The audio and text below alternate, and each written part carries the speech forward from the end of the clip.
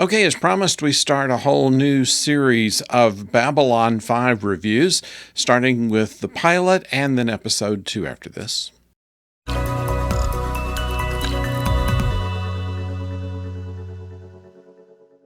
Hello out there, I'm the oldest nerd, and Babylon 5 is an interesting example of how to make a science fiction television series on a budget. In fact, that was the idea that J. Michael Straczynski came in for when he started the show. How do you do science fiction without it breaking the bank for series television? Now, this was a syndicated show. It went out through Warner Brothers. They called it P10, I believe, network. It was kind of an ad hoc network that did this show and a couple of other things. And very much like Star Trek The Next Generation, this started a little later in 1993. The idea was to have the entire story essentially written before they ever filmed anything. And in fact, Straczynski's plan was for 5 seasons of a show. At each season would be a year and have its kind of own chapter. And so in the pilot episode, the first episode is available on Amazon Prime for free, but all the subsequent episodes and seasons have to be bought, either episode at a time or by season. And while they're not incredibly expensive, that's just one more thing if you have already subscription to too many streaming services, as I do. And but there is a free way. Now, in the recreation of this, they did the same thing they did with the original series of Star Trek. They went and redid the special effects to where they looked better, and also took the original film that was the show was filmed on and re-digitized it into 4K. And in this case, they did the same thing. They put 4K onto the film and then redid all the special effects for the release. But that's an expensive proposition, so they're charging for it. However, the show before it was enhanced is playing on Roku TV. And it is available for download. Well, not download, but it's available for streaming. And we went ahead and watched episode 2 from there, and the rest of our reviews will be based upon that.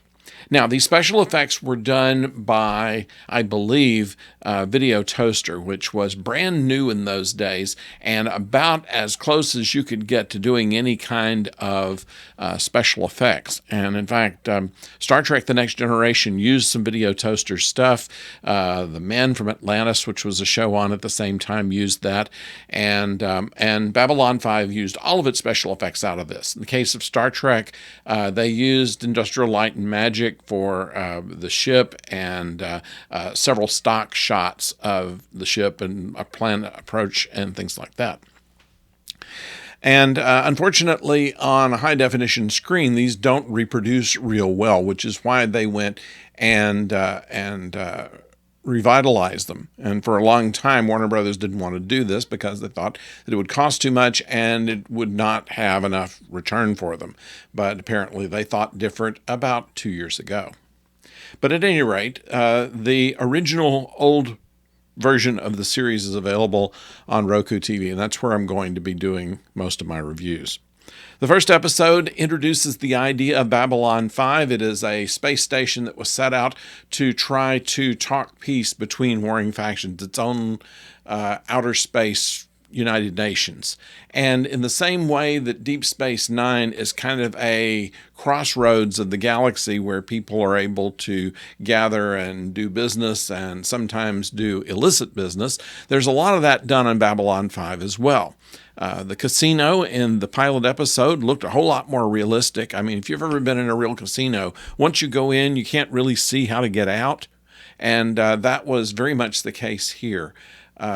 In Deep Space Nine, everything seemed to be too small. The promenade was only a few feet, and Quark's bar it only had 3 or 4 tables in it, and then it didn't seem to be that large. And they've managed to give some idea of the scope of Babylon 5, which apparently is miles long. They show in special effects, of course, their arboretum, where they generate most of their oxygen and also food stuff and things like this. So there's that. They establish a special relationship between Delenn and the commander. We're also introduced to Londo Mollari, who is the ambassador from Centauri. They have like 12 planets, and at one time they were mighty conquerors. They had a quarter of the galaxy, a quarter of the sector, a quarter of the quadrant, whatever they decide to call it. And they are in decline now, very much like the Roman Empire. They're now just a tourist attraction. And while they remember their glory days, they're more of a joke now than they ever were. The Narn were under their control for a long time and now are independent, but there's still this animosity between the Narn and the Centauri. And then there was the conflict between Earth and the Minbari. This war went on 10 years ago, by the way they count the time there, and it stopped for reasons that are somewhat mysterious. Something that Delenn, who is very close to the commander, is not going to really let loose on. Now, between the pilot episode and episode 2, they changed out some key characters. The lieutenant commander was changed. Her acting was okay, but kind of subdued. And so they have one who has a little more attitude about her in Susan Ivanova. They replaced also the doctor for reasons I don't know. I found both actors that played the doctor were just fine. Then they also replaced, but did not change the name of the telepath, Talia. And so, except for those things, and they reintroduce her. She's just coming aboard the station at the time that the second episode is going. So they kind of ignore the fact that she was in the first episode, just in another actor's body. But we also see in the second episode the introduction of the aides, and or at least one of them anyway. We have Vir. Vir Cotto is Londo Mollari's staff, his one-person staff that he has, and played by Stephen Furst, who was in Animal House most famously, and plays the same kind of nervous character. And in fact, it was interesting in his audition for the role. He saw a lot of people that were there kind of in costume, and so he tries at the last minute to prepare himself for it. And so when he goes in, he's practically apologizing and stuttering and stammering and trips over something. And they said, "We've got Vir, that's him." So it kind of literally fell into that role. And we see the relationship between Londo and Vir. Vir is the very straight-laced, whereas Londo has been through the ringer and doesn't really bow to protocol. And he and G'Kar, the head of the ambassador for Narn, are always at each other's throats. And in fact, they were specifically in the second episode. Later on, they will introduce Delenn's assistant, whose name is Lennier. And Lennier is played by Bill Mumy, who was, of course, Will Robinson on Lost in Space, and in very heavy makeup. He thought he was taking this job where he wouldn't have to wear heavy makeup, and they have him almost unrecognizable. But still, he plays a good part even through all of that. We have some favorite characters already. Michael Garibaldi is a most compelling individual. They reveal in the pilot that he has had some troubles in the past. He's gone from base to base and has been kind of a ne'er-do-well, perhaps a substance abuser or such. But Sinclair, the commander, has full confidence in him, and that loyalty is returned. You get to like the characters pretty quick. They don't take too long to introduce. I find Sinclair is a little bit wooden. The original actor who played the lieutenant commander was kind of as well, but was replaced. Garibaldi has a lot of personality, as does Lando. There's an interesting story on Lando that Peter Jurecic, who plays that part, was fitted with a wig that was supposed to comb down. And before they combed it down, they saw it and they said, that looks real alien. Why don't we just leave it standing up like that? And that's where they got the style, kind of by accident.